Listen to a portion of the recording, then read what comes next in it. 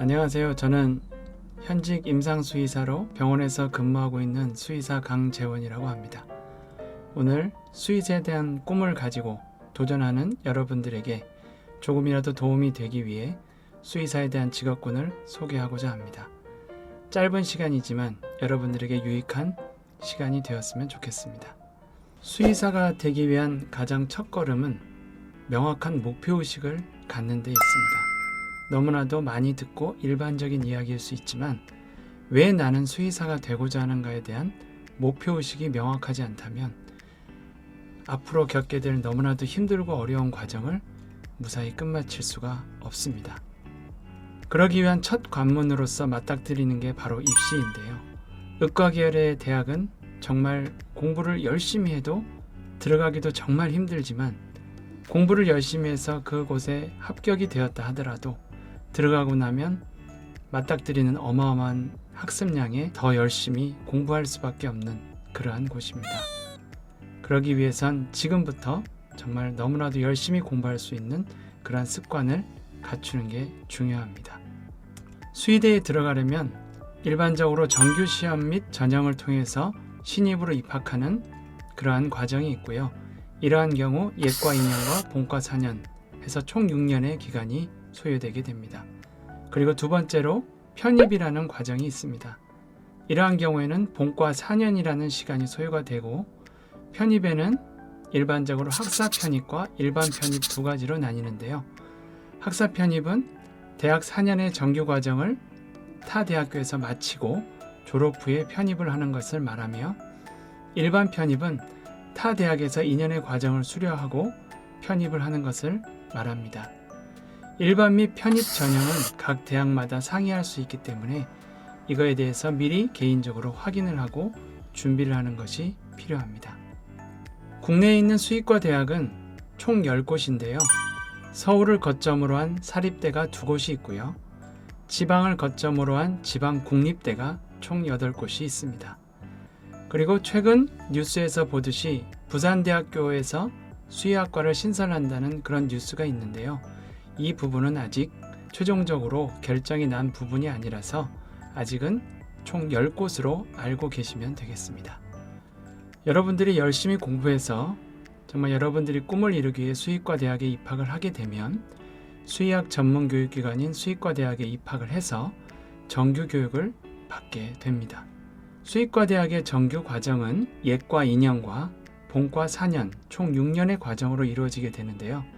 예과 2년 동안은 전문 지식을 습득하기 위한 기초 과정으로서 교양 및 기초 학문 등에 대해서 배우는 시기입니다.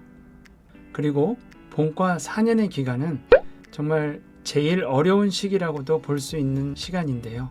실질적으로 수의사가 되기 위해 필요한 전문 지식을 배우는 시기입니다. 이 과정에서 유급이라는 제도가 있기 때문에 실제적으로 여러 학생들이 이 과정을 끝마치지 못하고 중도에 탈락하는 경우도 있을 수 있습니다. 여러분들이 무사히 6년이라는 과정을 이수를 하게 되면 졸업하기 전에 농림축산검역본부에서 주관하는 국가고시에 응시를 하게 됩니다. 그리고 국가고시에 응시하여 합격하게 되면 이와 같이 국내에서 정식 수의사로 활동할 수 있는 자격을 갖추게 됩니다. 이 사진은 저의 사진인데요. 저는 2014년 2월 10일 날 정식으로 이 수의사 면허증을 발급받았습니다. 여러분들이 수의사의 면허를 받고서 정식으로 수의사의 자격을 갖추게 되면 수의사의 진로를 걷게 되는데요. 일단은 여러분들이 가장 일반적으로 흔히 생각하는 동물의 질병을 진단하고 치료하는 임상수의사의 길을 걷게 됩니다. 여러분이 생각하시는 임상수의사의 길은 일반적으로 반려동물이라고 불리는 소동물 수의사의 길이 있고요. 그리고 말이나 소와 같은 대동물을 다루는 산업동물 수의사가 있습니다. 그리고 특별한 직업일 수 있지만 야생동물을 치료하는 야생동물 수의사의 길이 있습니다. 그리고 임상수의사와는 달리 동물의 질병과 수의의 기초학문을 연구하는 비임상수의사의 길도 있습니다. 다음은 2019년도에 졸업을 앞두고 있는 수의대학교 학생들을 통해서 설문조사한 졸업 후에 희망하는 진출 분야에 대한 내용인데요. 가장 높은 비율을 차지했던 것은 바로 반려동물에 대한 임상이었습니다. 대부분의 학생들이 소동물에 대한 임상에 대한 비전을 갖고서 대부분 졸업 후에 반려동물에 대한 임상 과정을 거치게 되고요. 그 다음으로 많이 선호하는 부분이 대학과 연구기관에서 석사나 박사학위를 수여하거나 혹은 연구기관에서 자신만의 연구활동을 이어가기를 원하는 사람들도 있습니다. 그리고 우리나라가 아닌 다른 나라에서 그곳에 맞는 자격과 면허를 취득하여 외국 수의사로서의 꿈을 이어가는 사람들도 있습니다. 이러한 경우는 각 나라에 맞는 자격 요건을 미리 준비해서 그곳에서 일정 기간에 대한 과정을 이수하고 자격과 면허를 취득해야 하는 어려운 과정에 해당이 됩니다. 그 다음에 해당되는 것들이 아까 말씀드렸던 대동물이라고 불리는 산업동물에 대한 임상과 그리고 외국 사료기업이나 혹은 국내 사료기업 그리고 글로벌한 제약회사 혹은 국내 제약회사에서 직업을 이어갈 수가 있습니다. 제일 마지막으로 국가 공공기관에서 일하는 공무원에 취직하는 경우도 있습니다. 가장 대표적인 것들이 바로 우리나라의 검역원이라는 곳이 바로 대표적인 곳으로 알고 계시면 되겠습니다. 공부만 잘했다고 해서 좋은 수의사가 될 수 있는 것은 아닙니다. 좋은 수의사가 되기 위해서는 그에 따른 필요한 자질이 있는데요. 무엇보다 생명을 존중하고 동물을 사랑하는 마음이 중요합니다. 수의사이기 때문에 다양한 동물에 대한 흥미와 관심 또한 절대 빼놓을 수가 없겠지요. 그리고 동물을 치료하면서 돕기 위한 봉사정신 그리고 남을 돕는다는 봉사정신이 반드시 선행되어야 합니다.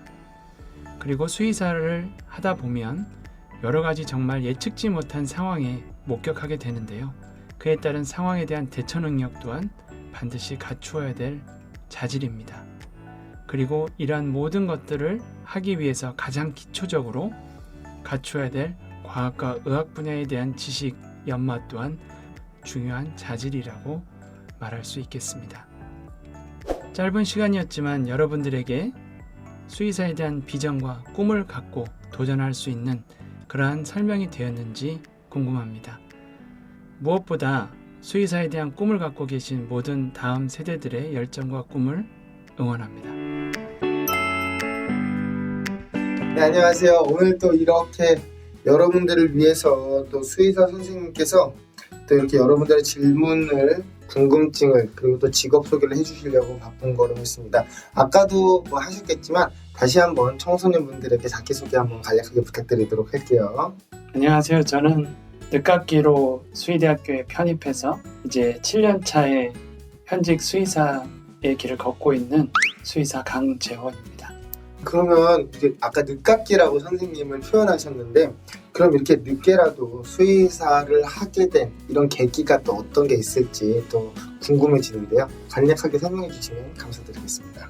네, 저는 일반적으로 대학 4년제 대학을 졸업하고서 회사에 취직해서 일반적인 사회생활을 9년 정도 거치다가 저희 아버지의 권유를 통해서 수의대 편입의 길을 걷게 되었습니다. 참고로 말씀을 드리면 저희 아버지도 수의사시고요. 그리고 제 동생도 수의사입니다. 4년제 대학교를 졸업하신 후에 무려 9년이나 사회생활을 하시다가 권유로 인해서 이제 다시 편입을 하셔서 공부를 하셨다는데 참 쉽지는 않은 결정이셨던 것 같아요. 예, 맞습니다. 왜냐하면 그때 저는 홀몸이 아니고 가정을 이미 갖고 있었던 상황이기 때문에 어찌 보면 그 당시에 안정적인 그 길을 접고서 다시금 모험의 길을 걷는다는 것 자체가 저의 삶에 있어서는 굉장히 큰 선택의 기로였습니다.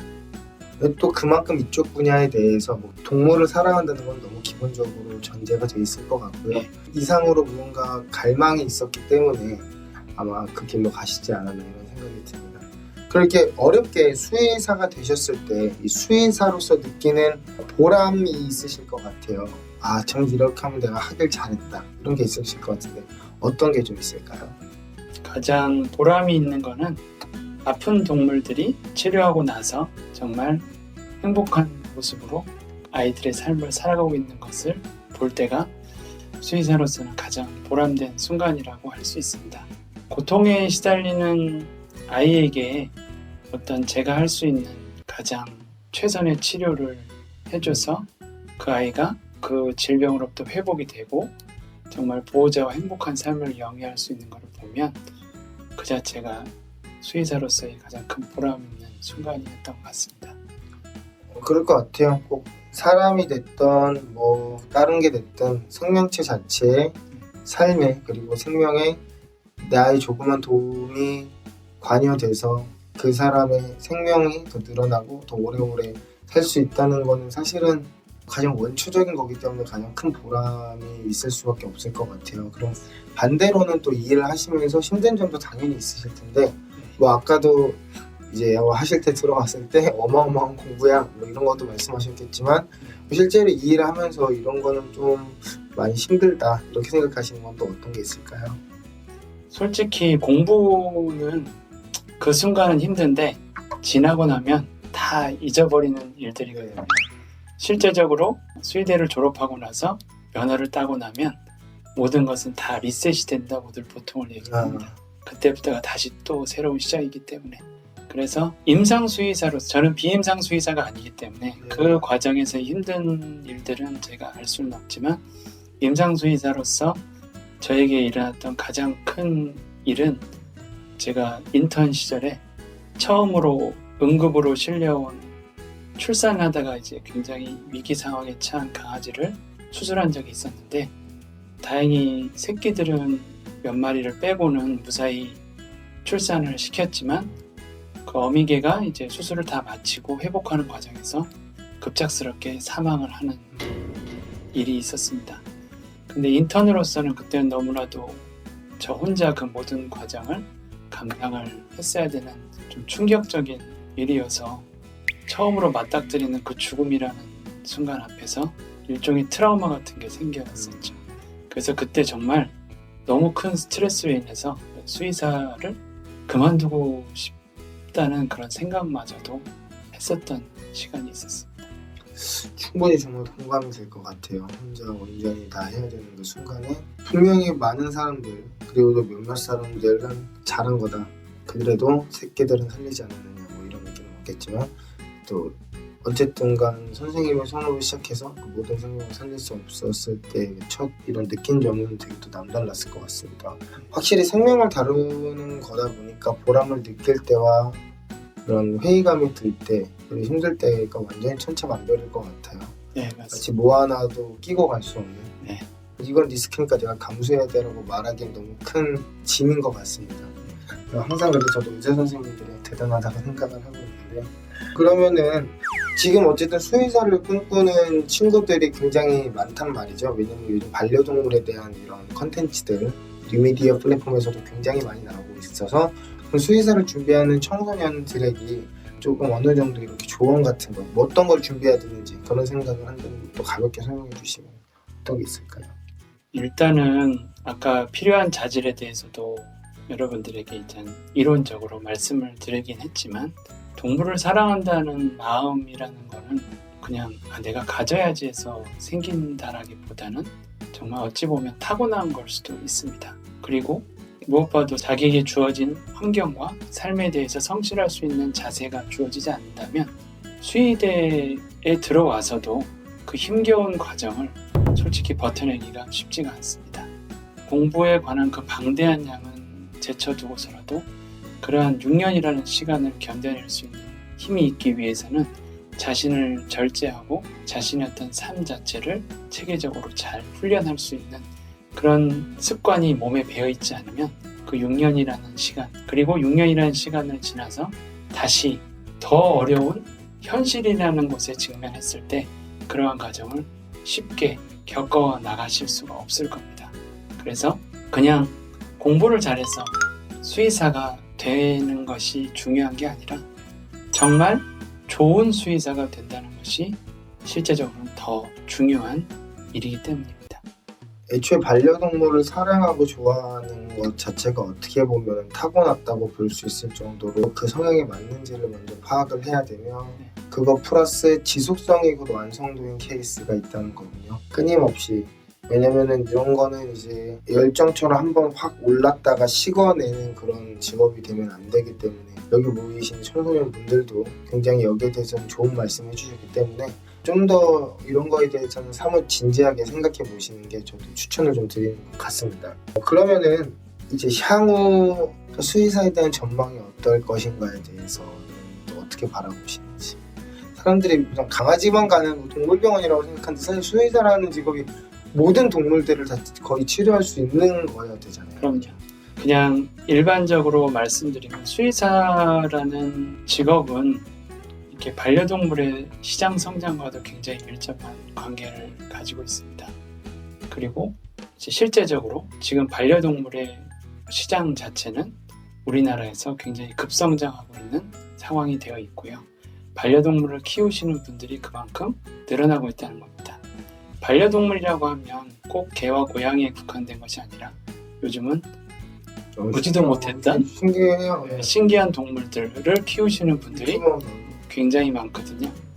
그래서 그 반려동물에 각 해당되는 용품과 시장도 굉장히 커지고 있는 상태이고요. 그에 따라서 수의사를 어떤 단순히 자기 어떤 직업으로만 이렇게 해서 하시는 분들도 물론 있겠지만 정말 앞으로 자기 어떤 꿈을 갖고서 그러한 정말 다 변화하는 반려동물의 어떤 상황에서 그 아이들에 대한 애정을 갖고서 치료하고 또한 그 아이들의 삶을 더욱더 행복하게 해줄 수 있는 생각을 가지고 있다면 앞으로 더욱더 지금도 그렇지만 어떤 수의사에 대한 선호도는 앞으로 더 많이 높아질 것으로 생각이 되고 실제적으로 반려동물의 선진국이라고 부르는 미국의 경우에는 수의사라는 직업의 선호도가 3위 안에 랭크가 돼 있죠. 자, 오늘 이렇게 너무 바쁜 시간 내주셔서 또 청소년분들을 위해 이렇게 또 좋은 정보와 말씀 그리고 또 이런 얘기들 개인적으로 느끼셨던 얘기를 해주시면 너무 감사합니다.